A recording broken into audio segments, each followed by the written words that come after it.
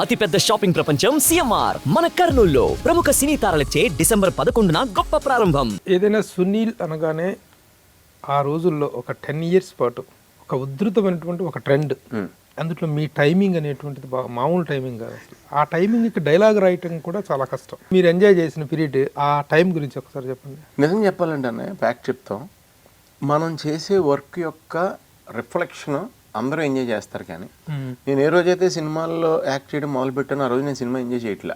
నిజం చెప్పాలంటే అంటే ఇది బాధ్యత.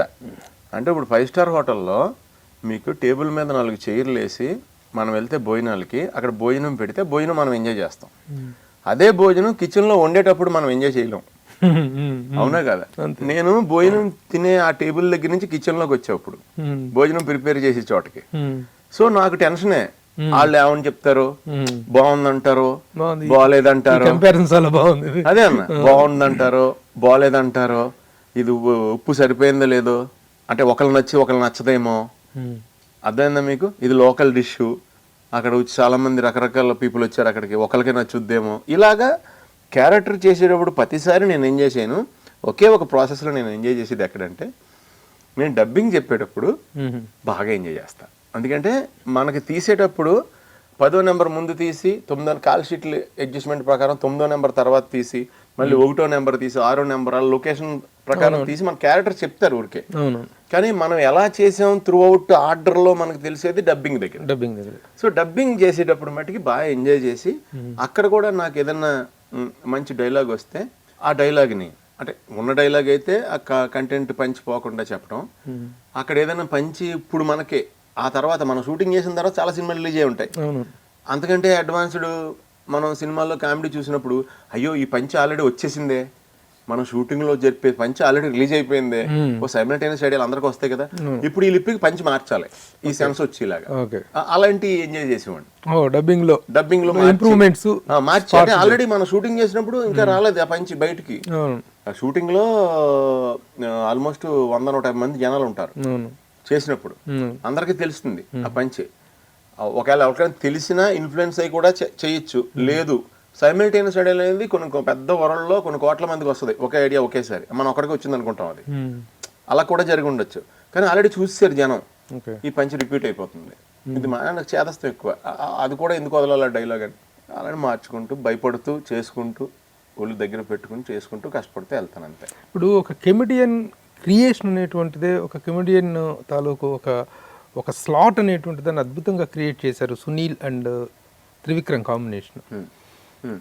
ఆ కాంబినేషన్ తర్వాత ఇక వచ్చిన క్యారెక్టర్స్ అన్నింటిలో కూడాను సునీల్ కంటూ ఒక ప్రత్యేకమైన టైమింగ్, సునీల్ కంటూ ఒక ప్రత్యేకమైన డైలాగ్ డిక్షన్ అనేటువంటిది స్టార్ట్ అయింది.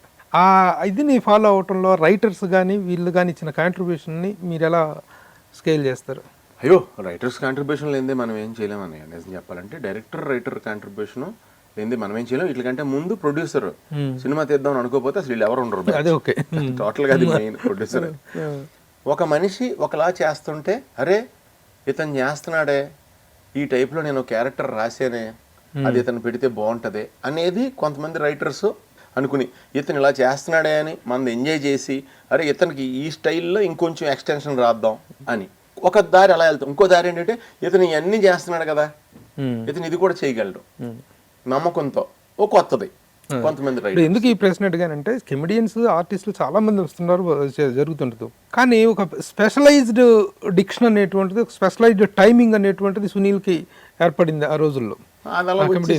అద్భుతంగా చెప్పాలంటే మోస్ట్ ఎంజాయబుల్ పీరియడ్. అది ఎలాగొచ్చేసిందో కూడా తెలీదు నాకు. జనరల్గా ఏం చేస్తానంటే, సౌండింగ్ కొంచెం నేను కేర్ తీసుకుంటా. సౌండింగ్ న్యాచురల్గానే ఉంది, అది సౌండింగ్. నా సౌండింగ్ కొంచెం రకరకాలుగా ఉంటుంది, ఒకటే రిథమ్ ఒకటే ఇది ఉండదు నాది. అప్ అండ్ డౌన్స్ ఉంటాయి ఎక్కువ. మేబీ నిజం చెప్పేస్తున్నాను, నాకు నిజంగా నా మీద కోటా శ్రీనివాసరావు గారి ఇన్ఫ్లుయెన్స్ చాలా ఎక్కువ ఉంటుంది. ఓ రకంగా ఆయన ఇన్స్పిరేషన్, చాలా ఇన్స్పిరేషన్ ఆయన. ఎందుకంటే ఆయనే విలన్ చేసి, ఆయన ఇప్పుడు కామెడీ డైలాగ్ చెప్పి మిమ్మల్ని ఇప్పుడు నవ్వించి ఇప్పుడు వెంటనే భయపెట్టగలరు. అంటే ఆ రెండిట్లకి 2 డైలాగులే తేడా, మధ్యలో ఇంకో డైలాగ్ ఉండదు. ఇప్పుడు ఒక్క మ్యాటర్లో మిమ్మల్ని అలా నవ్విలా చేసి వెంటనే డైలాగ్తో మళ్ళీ ఆపేయగలరు. అది రైటర్స్ రాసేది ఉంటుంది, రాసేది ఉంటుంది, కానీ ఆయన తీవ్రత అందులో చెప్పే విధానం, ఆయన తీవ్రంగా సెల్ లెవెల్కి వెళ్ళి ఆయనలో ఆ సంకల్పం లేకపోతే పండదు కదా, ఎక్స్ప్రెషన్ డెలివరీ రెండు, అది లేకపోతే పండదు కదా. సో ఆయన బాగా బిగ్గెస్ట్ కోటా శ్రీనివాసరావు గారిని ఇన్ఫ్లుయెన్స్ బాగుంటది, బాగా ఉందని చెప్పుకోవటానికి feel happy and proud, very happy and proud, very proud. ఒక ఇన్స్పిరేషన్ అంటూ లేనప్పుడు అసలు ఇక్కడ రావు, అదే మనకు వచ్చేసిన తర్వాత కొంత పేరు అనిపిస్తుంది, అదేంటిది నాదే అనిపిస్తుంది, అది మనది కాదు. ఒకసారి వెనక్కి వెళ్ళి చూసుకుంటే మీకు మెగా ఇన్స్పిరేషన్ మెగాస్టార్ బాగా అది ఇంకా డాన్సులు గీన్సులు మీకు అన్నిట్లు కనపడిపోద్ది, చాలా చోట్ల కనపడిపోతుంది, బాడీ లాంగ్వేజ్ అదంతా చాలా చోట్ల గుద్దుకుంటా బయటకు వచ్చేస్తుంటది. సుమన్ టీవీలో మీ పర్సనల్ అండ్ బిజినెస్ ప్రమోషన్స్ కోసం కింది నెంబర్కి కాంటాక్ట్ చేయండి.